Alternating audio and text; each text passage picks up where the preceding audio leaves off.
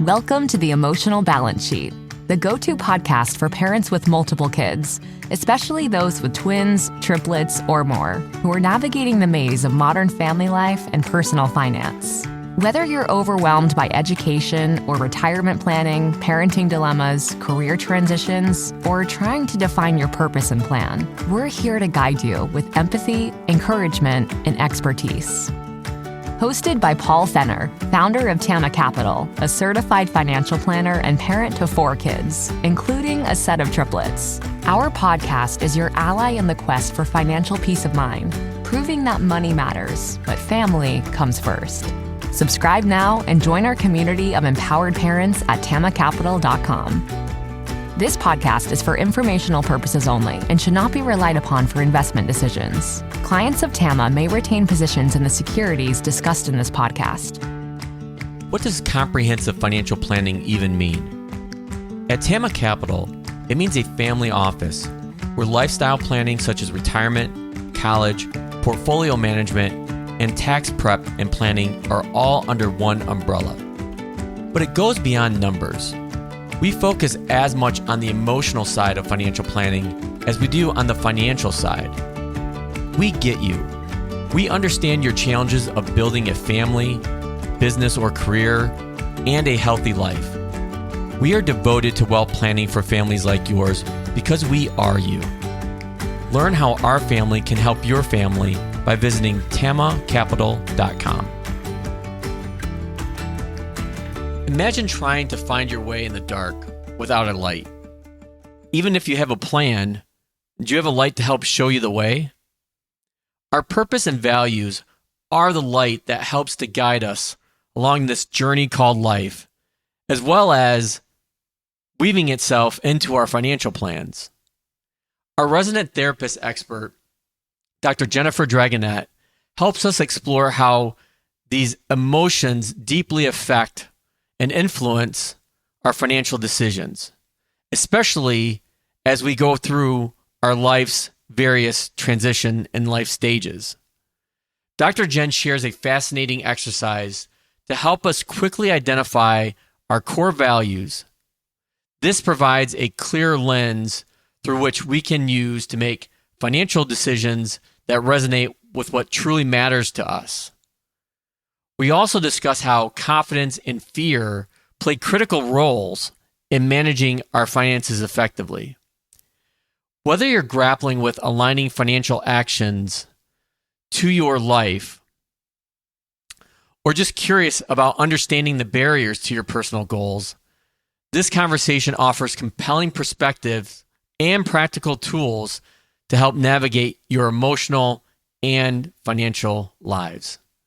Please enjoy my conversation with Dr. Jennifer Dragonette. All right, Dr. Jen, welcome back for another. I feel like I should have like a special name for these conversations of ours, but I'll have to think about that. But I think the topic that we want to talk about today is purpose and objectives. And for me, they kind of sit at the heart of what I do as a financial advisor. And they always come up this time of year when I'm working with families going through our annual strategic review or annual financial planning sessions.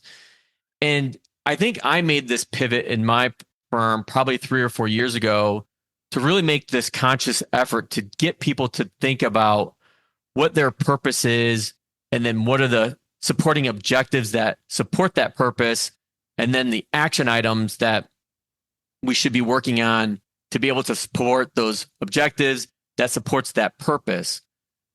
But I think people still, have this idea of like, well, that's not necessarily like financial planning. It's too, woo-woo. Again, probably a better word than that.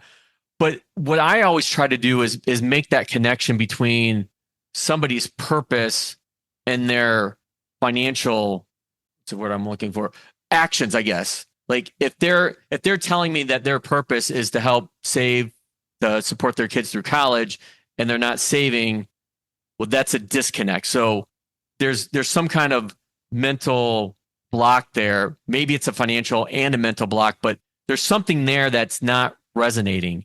And so I have the approach that I've taken is like, if you can get really clear about your purpose and objectives, it makes the financial planning a lot easier because we can identify where we have those gaps.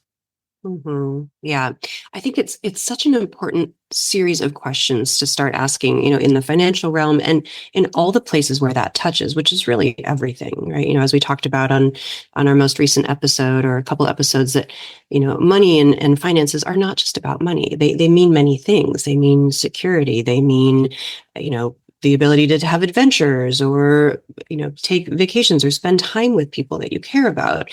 So I do think this is an area where your realm and my realm overlap so much. And it's a huge piece of what I talk about when I'm working with individuals and couples in therapy. I really encourage people to get clear on what do you value? And that might seem like a really obvious question. We all can kind of rattle off, I value friends and family and health and right. But really, when we get down to it, identifying some core values of ours, and we can talk about some ways to do that today. It helps set a direction for us. And I like to think of values as just that, as like a direction, like north, rather than a goal that we're going to attain at some point. And I think it's a good way to kind of reframe this, because when we have a value system, which we all have, we all value something. It helps us know, okay, what am I doing this for? What am I moving toward? What am I working this hard for? What am I sacrificing for? Because we also all sacrifice things. And if we treat it as a directional system, it's not like we're ever going to get to the point where we say, okay, great, I have spent time with family, check, done. Now I'm going to go do something else, right? It's more kind of, how do I want to show up, or what is important to me as I'm spending time with family, or as I'm investing, or as I'm working. Because I think one of the things that I personally struggled with around this concept 3 or 4 years ago was that I think people confuse value purpose with objective/goal. Because once you achieve that objective or goal, you get to that finish line, and then it's like, okay, well, what's next after that? As opposed to a purpose or a value, that's that thing that's always out on the horizon that you're never actually going to probably be able to physically feel or touch, versus that objective or goal that, yes, I'm checking the box. Like I made sure to go on vacation this year. Well, why is going on vacation important? Gets back to your purpose or value, to be able to make memories with my kids that are, at this age. Or I know that by taking time off, it helps me be a better advisor because my mind is clear. I can think more clearly. I have more time or space to be creative and think differently about problems that my families are facing. Exactly. And, it's interesting as we're talking, and I know not everybody can see us if they're just listening to us. I get to see all these beautiful books behind you. So writing a book is a great example of this, that, we could have an objective or a goal. I want to write a book. It's binary. We either write that book or we don't write that book. And we finish the book, and do we feel satisfied? Yeah. But if the reason to write the book was just to write the book, then okay, well, maybe we still need to write another book, or maybe we've written that book, but it didn't necessarily accomplish something. On the other hand, writing a book might be a way of manifesting our values, or really moving in the direction of our values. So if I value, which I do, having a positive influence on people, if I value being able to take my authentic self and put it out in the world and know that that makes a difference in someone's lives, writing a book might be the best way to do that. And that helps me lean into that process, because writing a book is going to take time. It's going to take sacrifice. It's going to take, a lot of attention and maybe even financial investment. And if I'm doing that because it's the thing that will help get me closer to my values, I'm going to be able to sustain that work a lot better. And I'm going to be able to lean into that and make my values more apparent. So I think it's a good way to think about, it's not necessarily that we're checking a box. It's, why am I doing this thing and what's important to me? And it helps us decide how we spend our money. It helps us decide how we spend our time and who we spend our time with, which is really, in many ways, some of the only resources we actually have. Yeah, that reminds me of a phrase I often use, is that the checkbook never lies. If you show me what you spend, I'll show you what you value. And I think I wrote post on this, or I did a solo podcast episode on another data point, time. Like if you show me like where you spend your time, again, it will show me like what you value, what your purpose is. So if we come back to this, and I'm really interested to know like how you work with your clients, being able to pull out like what that purpose or values are, because that's I think a point of struggle that I have is, and I don't know, I know the one thing I don't do anymore is tell me your purpose or value, because when I do that open-ended question, I think it just shuts people down right away. And I'm still kind of feeling my way into this process of being able to help people identify that for themselves. So I'm interested to know, like, how do you do that as a therapist? Yeah, I have a few little tips and tools that I really like to use for this, and I will share them with you. A couple of them take some time, so I'm going to just describe them rather than doing them with you here so we don't have minutes of dead air. But we could kind of imagine if someone wanted to pause the podcast and go do these exercises, they could be done right now in about 5 minutes. So my favorite values exercise is actually, and this is easy for someone to do, go online and Google core values lists. And you'll get a whole host of different lists of core values. They're all good. The great thing about values is they're all positive. They're all wonderful things. You know, we could look at a list of core values, and I keep a list of them here in my office. If anybody there is looking, it's a nice, long, big list of words, right? That is a big list. It's a lot of words. And they're wonderful words. Things like contentment, family, justice, recognition, teamwork, right? I'm just picking at random. So my favorite way to use this list is print out a list or have a list that you can share on your screen and use a timer, because all of these words are good and we want all of these words to be part of our values. So what I usually do is I say, okay, in 3 minutes, I'd like you to go through and just circle all of those words that really jump out to you as values that you hold dear, that are important to you. Right? So we set the timer for 3 minutes. So if anybody wants to do this with us, pause the podcast, go find a list of core values. Give yourself 3 minutes, circle as many as you like in those 3 minutes. All right. Once you've got that list, we do it again. So we take 30 seconds or so. And okay, with the values words that you just circled, and only those, right? We've already ruled out some, which is great. Now take that list and take 30 seconds to boil it down to your top 10. I time it on purpose because what I don't want is for people to overthink it or think, oh, you know, what does Dr. Jen think is the best value? Or what does my partner think is the best value? I'm really trying to get at, in your core, your gut feeling, what's important to you. So we take 30 seconds, boil it down to 10. Then we take 20 seconds, boil that down to 5, and then 15 seconds and try to get 3. Wow. Sometimes people get really stuck on, oh, I've got to have number 4. Fine. Put number 4 in there. The idea is I want you to be able to remember them. So humans are really good at remembering 3 or 4 things. We're not great at remembering 5 or more things. Right. So 3 is great. 4 is okay. And what we get, and I do this all the time when I train therapists, I've done this exercise probably hundreds of times in my career, both in individual therapy and training other therapists. I have never had 2 people have the same 3 values. In hundreds of times that I've done this. Wow, that's interesting. Never, not once. It's almost like a fingerprint. It's just fascinating. I'm sure it will happen at some point in my career, but it hasn't yet in 20 years of practice. And so what I ask is, okay, so, you know, what are those 3 values? What did you get there that you just in that, you know, super fast 5 minutes of time narrowed in? Does that sound right to you? Let's just say those values out loud. Maybe if I'm, you know, teaching a big group, we all type it into the chat. Do those values feel right? Right? If they don't, it's okay. You can go back, maybe look at your top 10, readjust. Probably 99 times out of 100, people say, yeah, that's me. And so there's something about that really quick, just don't overthink it. Let's just go with your gut, see what those values are. Then we have these words we can really, really work with. And in a minute, I'll share with you some questions I like to ask around those values. But that's my favorite and the fastest way to get at core values. I'm going to share 2 other ways with you that just come up to me really quickly.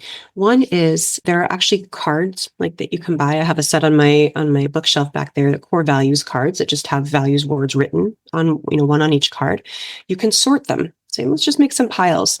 Values that are important to you, values that aren't as important to you, no judgment, don't worry about it. And then we kind of use that card sorting to whittle it down. So same idea, right? We're just kind of weeding things out. Another way, which is different, and by the way, I completely agree with you, asking people what's your core value is going to get a very unuseful response because we don't ask Right. ourselves that question very often. But we can ask people, okay, let's imagine, this is going to sound morbid for a second. It's not meant to be. Let's imagine that you got to witness your own funeral or that you got to witness your own retirement party, let's say. And someone was up there speaking about you and you were just so overjoyed by what you heard that they were listing these qualities of yours that made you feel so proud. What would they be saying about you? Right? They probably wouldn't be saying, oh, his KPIs were the best in the company, right? They'd be saying, oh, this person always showed up for friends, or this person, had integrity. They did what they said they would do, right? So we start to get at, when we really think about what do we want, if someone remembers us, what do we want them to remember about us? That's another way to get at those values. That's I've heard that exercise before. Never done it myself. Never asked anybody to do it either. I feel like I talk about estate planning and life insurance way too much to try to use that one. But that's is there? I think there's like research around this. Going back to the exercise that you just talked about, is having people give their first thought or reaction is a more truer version of themselves than if you gave them more time. Is that correct? Did I mess that up? It really tends to be true. And especially for things like this, where we're really just asking for your own self-assessment, right? Where, what's true for you, what we can outthink ourselves very easily. If I'm going to, again, pick just three random words from this list: accomplishment, courage, and learning. So if I sit with those long enough, I can talk to myself, is accomplishment, is that a good value? Should I have that value? We start to get the shoulds in there. But if that's what I chose, that's what's important to me. And I need to be moving toward that in order to feel fulfilled. So here's what's important about the values. It's not that we wear it as a badge on our shirt saying, my values are accomplishment, courage, and learning. By the way, two of mine, it's funny, I just picked those at random, but courage and learning are a big ones for me, right? That those drive how I tend to think about the I world. have to interrupt you because courage makes sense, because I don't know if we've actually talked about this before, but you're a mountain climber. And I would imagine that you need a lot of courage to climb some of the mountains that you have. That's right. That's right. Yeah. And adventure is one of mine. Right. So I take that and I do it quite literally in rock climbing, and I try to lean into that. But I also try to bring courage and adventure in other ways in my life. And so I hold those values really, really dear, because typically, and this is really true for all humans, we're typically either moving in the direction of our values or we're avoiding some aspect of our experience. And avoiding some aspect of our experience might be the easiest choice in many ways. Oh, I got that bill. I don't want to open it up, so I'm not going to. My value is courage. So I guess I maybe need to open that bill, because that's what a courageous person would do. And that's going to move me in the direction of what's important to me. So we can use that decisional balance. Once we have those in learning, I can take a decision that I'm trying to make. Oh, do I want to do this thing or that thing? Will I be moving toward learning if I do that? If I am, maybe that's worth considering. Maybe I want to continue moving in that direction. So it helps us just kind of reorient, almost like a compass. Am I moving in these directions? Where it can get tricky is sometimes our values feel a little bit opposed to each other, or our values might be a little bit opposed to the people that we live with.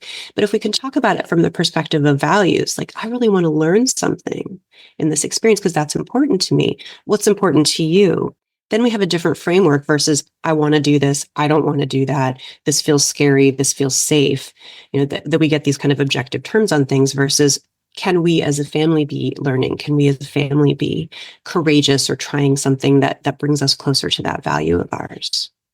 That brings up a really good point, because, dealing with couples the way that you do, dealing with couples, partners, families the way that I do, very rarely are both people on the same page, and they have a different value or different purpose. Maybe they do have some similarities, but often I find that they don't. So then how do you bring these two people together that want to do what's in the best interest of of their relationship, of their family, but it's hard enough for one person to identify their purpose and values, let alone bringing two people together to be able to formulate purpose and value for their entire family. Yeah, it's a great question. And I often do that exact exercise that I just described with couples. So I might have them do that side by side. Are they doing that together? They're doing it separately, but right next to each other. Right? Okay, So you're getting your own values. If you and I are a couple, you're getting your values, I'm getting my values, and then we share them. And it's actually really powerful and very interesting to sit side by side with your partner. Sometimes I'll say, what do you imagine their values to be? Before you say anything, what do you think they might be? Sometimes we have a pretty good guess. Sometimes we're way off. That's okay. It's just information. And then, let's share those 3 or 4 words you just came up with. Does that surprise you? What do you think about that? How do you, now that you know that this is, Jen, now that you know that these are Paul's values, how does that track with what you know about Paul? And so we get lots of information there, like, I do think of you as a courageous person, or you're right, you've demonstrated that in this way. It also sometimes shows where the friction is. Because what if my value is courage and yours is comfort? It doesn't mean that we're incompatible, but it means that we're going to have to figure out and get creative about how I can still move toward my values and you can still move toward yours. And we can do that together. It also provides important information, kind of tracking on our last conversation, generationally. We get our values from somewhere. It's not necessarily directly handed to us from our parents. It may be as part of our childhood, our experiences throughout school, but we can have that be a broader, richer part of our communication with our partners of, how come this is so important to you? Why do you think being courageous is so important to you? Or what makes you feel courageous? Or how can I support that? Or what do I do that gets in the way of that? Because when we know it's a value, then it's more important than just a hobby, something that we care about. It becomes actually something that matters to this person. And when we deeply understand our partner, we have such a better chance of actually connecting with them. And values are one of the best ways to deeply understand someone, knowing what matters to you at your core. You're not just being a jerk or grumpy that day. Your values were derailed in some way, right? And that's important for me to know. So when you have these identified these 3 or 4 different values, then where does the conversation go? Like where do you take it from there? So where I typically take it from there is a couple ways. One, I might ask, do you feel like you're living in accordance with these values right now? Or maybe even to be less binary, how much do you feel like you're living in accordance with these values right now? You just told me these are the most important things to you. Is that what your life looks like? If a fly on the wall looked at your life, would they say, oh yeah, Jen lives in accordance with courage and all of these things? Or would they say, oh, I'm really not seeing that, right? Because that might be helpful for us to say, well, we might want to put some more attention, resource, time into moving in the direction of those values. What's one tiny thing you could do today to move a tiny millimeter closer to that value? It doesn't have to be huge. In fact, let's not make it huge. Let's make it just a baby step toward that. If I want to value learning, maybe I get a new book that I want to learn something about, right? Or maybe I find a new podcast to listen to, or I just research a class I might want to take. We don't have to dive into it, but we start that door kind of cracking open toward the direction of our values. So I think that's one piece. The other thing I sometimes do with folks is I'll list, a bunch of domains, right? Family, community, work, spirituality, right? Whatever I've heard them say is important, and say, okay, let's rank these just 0 to 10, because sometimes it helps to have a number on things. 0 to 10, how important are each of these things for you? If they're all important, they can all be 10s. It's not a, ranked system, but, just in general, how important are they all? And then next question is, same scale, 0 to 10, how much are you living as though these are important to you? So we get a discrepancy sometimes, right? I say family is a 10, but I'm living as though family is a 6. I say work is an 8, but I'm living as though work is a 10, right? So maybe there's some rebalancing I need to do because I need to give a little bit more time to this thing that I just said was so important to me.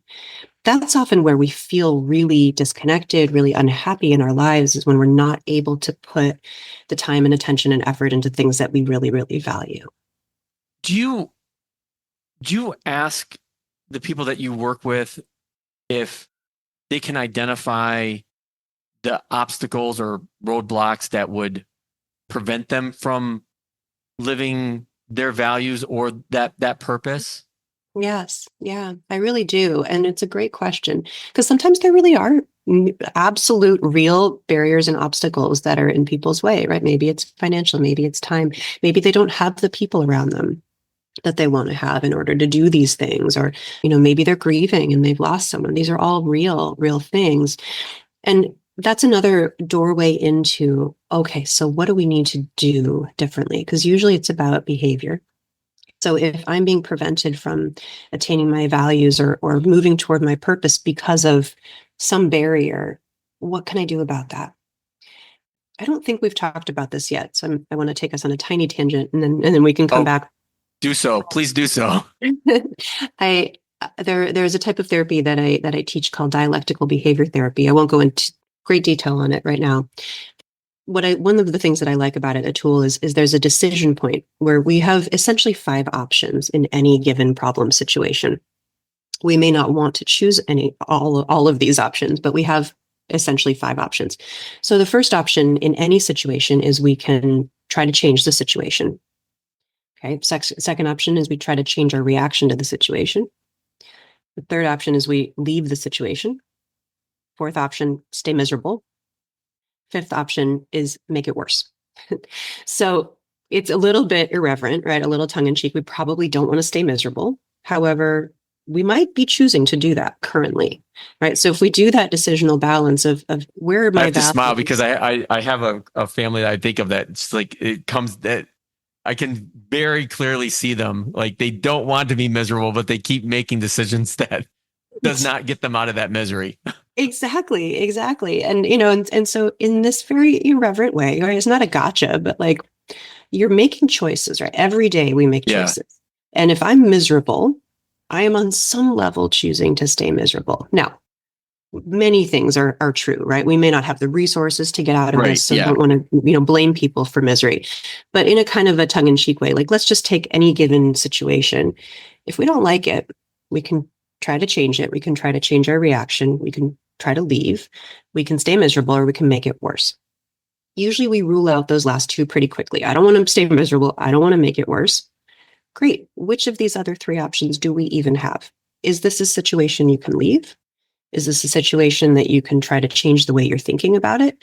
Or is a situation you can try to change? And I bring that up now just around your question around these barriers, because sometimes the barriers are exactly that. The barrier, I want to write a book. Oh, I can't. Well, why not? Well, I don't have the education. Well, okay. Do I need to go to school? Do I need to interview people? What are the barriers there? Do I need to find resources to get myself to school? So we can start working backwards when we've got that goal, and we can decide how do we want to approach that goal and what types of different change processes do we want to bring to that. Because isn't one of the, how to phrase this, one of the benefits of working with somebody like you, having a therapist, is to be able to call things out rather than just let them play over and over in your mind, like naming it, like giving something a name, like this roadblock, like you ask the question, well, I don't have enough time. Well, why don't you have enough time? Because I have to, take care of my kids after school, and that's the time that I would be able to write. And so it's actually like this. I remember back when I was an engineer, like the 5 whys. Like by the time you get to the 5th why, you usually arrive at a solution. Sometimes well before that. Mm-hmm. But I'm thinking this is a similar. It is very similar. Is that correct? It sounds very similar to me. It really does. It really does. And one of the things that I find heartbreaking in my work is often people have such clear goals and things that they really wanted to have done. And you hear the past tense already, mm-hmm. and they've talked themselves out of it, or they've convinced themselves that they never could, or it's too late, they can't do these things. Most of the time, that's not true, but we get in a place of fear and we start doubting ourselves. And so honestly, as I was hearing you talk just now, what popped up to me as one of the most important resources here is confidence. And really feeling like you can make these changes, you can move in the direction of what's important to you. I think that's where someone like you or someone like me or both can really come in. And because sometimes it's a matter of, do I have the information I need? Can I make these big changes? Right? Do I need to learn something else? Do I need to get additional support? Do I just need to trust myself more and know that I will make it through this change, whatever it is? But I think sometimes having more information, particularly for making big financial changes or choices, having someone like you to sit with them and say, here, let's just play this out. Right? Here's what it looks like if you go this way. Here's what it looks like if you go this way. What do you actually want to do? Can start to dissolve a lot of the fear around it, because we are really good at talking ourselves out of things that are important and then feeling really sad about it. Yeah, I couldn't agree with you more, because I think that's one of the things that when I first meet with families, like I will send them a video because as an introduction, if I don't meet with them physically in person, so that they can see me and try to get to know me in a very short period of time. But one of the reasons why I do that, and I mention this, is that it's not lost on me for somebody to, knock on my door to talk about their financial situation and be very fearful of it. Mm-hmm. I think that's what I see most. But you made a good point too, is even when I see people that come in that have things squared away, they're doing all the right things, they maybe lack that confidence or trust in themselves that they are doing the right thing. And that's where I work with them differently than I work with somebody that's coming to me out of fear. With that person coming to me out of fear, I'm trying to put the information in front of them to try to not squash their fear, but let them know that, hey, you do have options. There's more than one way out of your current situation, depending on like where you want to go. Whereas the person that's lacking in trust or confidence, they just really need some reassurance. And sometimes it's verbal, they need to hear it. Sometimes it's visual, they need to see it. And Yes. probably the same way with people with fear as well. Mm-hmm. It's so true. It's so true. As you were talking, I was tracing back my own journey with my own financial planner, who's a dear friend of mine. As you said, we become such close friends with these folks who they know our lives so intimately. Right. And years ago, I think we talked about this a few podcasts ago, I had a much bigger job, a much more stressful job, which was a wonderful job. And I was much more in a place of fear. Do I have enough? Can I support my family? And my dear friend, financial advisor, said, you really need to take more vacations. Right. Right here I am like, do I have enough? And he said, I really think you need to take a break and give yourself some rest. And when I was doing my values work in those years, one of my top values was resilience. And I talk with the therapists I train about this a lot, because once I realized, for very many reasons that I wanted to make a shift and focus more on my own private practice, that value system changed, right? Resilience stopped being the most important thing to me. Things like adventure, fun, actually rose to the top. And I recognized those were actually quite important. And it was in part because of these conversations with my advisor, who said, it will be okay. The world will keep spinning if you take a week off and go have a vacation with your family. And lo and behold, those vacations, those small periods of rest helped me recalibrate and recognize this is important to me, but it's not the only important thing, right? This type of work.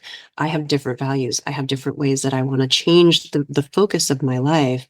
So I really think it can be a bi-directional thing, where sometimes if we give ourselves a little bit of that grace and say, okay, I'm going to trust the information I'm getting from these wise people I've sought out to help me.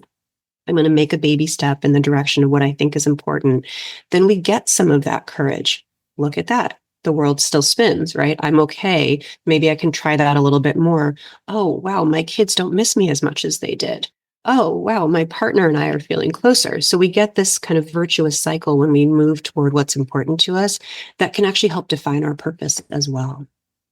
How often do you think people's purpose or values change? They can change, I think, particularly if we're paying attention.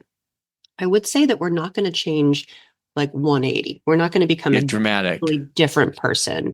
And I'm sure we can think of some exceptions. When we go through something incredibly traumatic, our values can shift dramatically. We can have certain family events that can shift our values.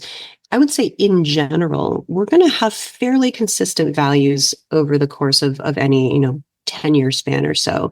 And it's worth revisiting because sometimes they do shift. Like I just said, 5-6 years ago, resilience was one of my top 3 values. It's not in my top 10 anymore because I don't have to be resilient in the way that I had to be when I had a bigger, more executive job. I have different values, right? So I think sometimes it's about just tracking what's still true for me now, because we're always going to have that core self, but what else is feeling fulfilling? What else do I really need in my life? Yeah, I would agree because I think I see that in my firm where I deal with so many families at all these different life stages, and I can see where as they're passing from one life stage to another, that to your point that you just made, Jen, is that their core doesn't necessarily change, but some of the other things do change. One that comes to mind is like retirement. Like you were talking about how your financial advisor was telling you, you need to go out and take a vacation. I never thought that I'd utter the words to some of the retirees that I work with, like, you need to go out and spend more money. Like, you need to go and have these adventures and have these times with your families because you are completely fine. But I think there's this notion that I've spent my entire life saving and saving and saving and saving, and now I've got to live off those savings. It's not just a light switch that you flip to say, okay, well, I'm going to just start spending. It doesn't, the mind just does not work that way. And so that's why I love having these conversations with you, because so much of this financial world that I live in is really driven by these emotions. And I think that's one that really sticks out to me. Yeah, it's so true. And, I work with a lot of folks in retirement age too, and I have the same conversations with them. You have worked so hard, objectively, right? You have information from your financial advisor that you're okay. What are you waiting for? Right? Where is this life that you've been saving for? Or, maybe it's charitable contributions. Maybe it's time. Maybe it's, helping family. But often we just operate from a space of fear and anxiety, and that can creep into, decisions about how we spend our time, how we spend our money, how we really move toward our values or don't. And to me, that's often really one of the biggest tragedies is when people don't move toward things that are important because they're afraid, because they fear they're going to lose something. There won't be enough of whatever. And it's not just money. And so we live, often these very small lives because it feels like we don't get to have that. And what I'll tell you is I work with people, all socioeconomic statuses, all age ranges. We all can move in the direction of our values. It doesn't require a ton of money. It doesn't require a ton of time. It just requires kind of a reorientation to what's actually important. And, again, I'm always going to have caveats, right? There's a hierarchy of needs. If people don't have food or shelter, that is the only thing that they can be working toward. And so I don't want to ignore that. Assuming that our basic needs are met, we can orient ourselves toward what's important. We can orient toward courage, right? Let's just take that one. Courage doesn't cost money. It doesn't cost money. It just costs attention. And it costs that decision of, is this a brave thing for me to do or not? Does this align with my values? There's another one I'm picking at random, optimism. That doesn't cost anything, but it's a way of thinking about the world. And if being optimistic is really important to me, then I'm going to use that as a bit of a barometer of, wow, if I make this decision, is it taking me toward optimism, or is it taking me toward, I get to just kind of hide my head in the sand and continue to be fearful? So I think that, that idea of confidence and fear is an important kind of number line to find ourselves on of, am I feeling like I can confidently move towards what's important to me? And if not, to your previous question, why not? What are those barriers in there? What's getting in the way of that? Because maybe I can help with that, or maybe you can help with that. Well, I think that's probably a good place to wrap up this conversation. But I think as I think I'm finding that we often do with these conversations is I think that's a thread that we can pull on maybe for the next episode or a conversation down the line where how do we place ourselves in a position where we can pay more attention? Mhm. So Absolutely. I look forward to it. great conversation as always. Mhm. Thanks, so- Dr. Jen. And just a reminder to the audience, feel free to email us your thoughts, questions, topics that you might want to have Dr. Jen cover during these conversations. We love your feedback and look forward to the next conversation. Thanks as always, Paul.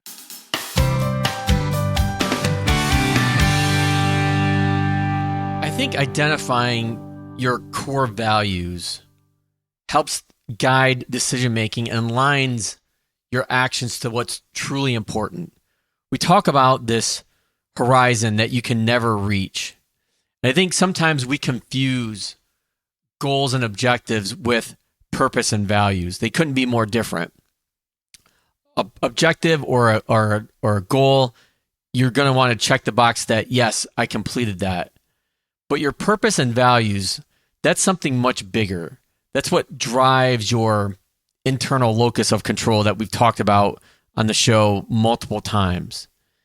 And there's often this disconnect between your purpose and values and your actual behaviors, both from a lifestyle standpoint, but certainly from a financial standpoint, which I tend to focus on a lot. And by identifying those gaps, those are the actions that we can take to help not drive you towards your purpose or value, but having that clear understanding of what those are helps drive what you want to achieve, your objectives. I think another key point that we discussed is that couples can have varying and likely will have varying or differing values. And this requires open communication between the two parties, spouses, partners, because it's hard enough to come up with your own set of values or purpose, let alone one for your entire family that composes your spouse or partner and your kids, especially as they grow older. Those are going to change. So I think having the ability to tune in to what these values should be or what you want them to be and using them as a guidepost to help drive further action and further objectives is really key, not only in life planning, but also in financial planning. That's all for this week. We'll see you next time. Now that you've made it to the end of another great conversation, are you looking for more? If so, head over to tamacapital.com, where you will find all of our conversations. Use the search feature to find the topic or guest you would love to learn more about. Also, don't forget to make someone else's day by sharing our show. Thank you so much, and we'll see you next time.